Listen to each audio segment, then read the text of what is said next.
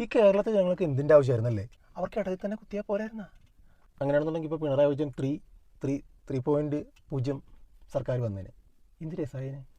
എൻ്റെ പ്രമോദേട്ടാ, അപ്പം എന്ത് പ്രയോജനമാണ് ഉള്ളത്? ഈ 10 വർഷത്തെ പോലെ തന്നെ അതേ മുഖ്യമന്ത്രി കസേര, അതേ ചിട്ടവട്ടങ്ങൾ. ഇപ്പം എത്ര രസമുണ്ട്.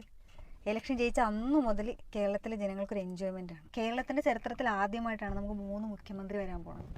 മുഖ്യമന്ത്രി കസേര മാറ്റിയിട്ട് മുഖ്യമന്ത്രി ബെഞ്ചാക്കും ഉടനെ. എങ്ങനെയുണ്ടാവും? നന്നായിരിക്കും. ഞായർ തിങ്കൾ ചൊവ്വ ഒരാൾ, ബുധൻ വ്യാഴം വെള്ളി ഒരാൾ, ശനി ഞായർ ഒരാൾ. സർക്കാരിൻ്റെ ഭരണവിരുദ്ധ നയങ്ങൾക്കെതിരെ ഇടയ്ക്കിടയ്ക്ക് ഓരോ ഹർത്താലി. പിള്ളേർക്ക് അവധി, സർക്കാർ ജീവനക്കാർക്ക് അവധി, മൊത്തത്തിൽ അവധി. ഇതൊക്കെ നിങ്ങളുടെ 3.0 തരുമായിരുന്നോ? ഇല്ലില്ല. അതെ. സ്ത്രീകളെ ചേർത്ത് നിർത്തുന്ന ഒരു സർക്കാരാണ് നമുക്കിപ്പോൾ വരാൻ പോകുന്നത്. എത്ര കണ്ടന്റ് ക്രിയേറ്റേഴ്സാണ് അതുകൊണ്ട് ജീവിക്കുന്നത്. എത്ര കണ്ടന്റുകളാണ് UDF സർക്കാർ കൊടുക്കുന്നത്.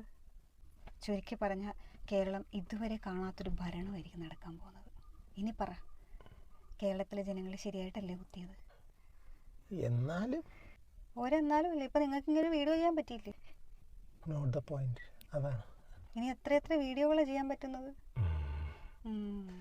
ജയ് വലതുപക്ഷം.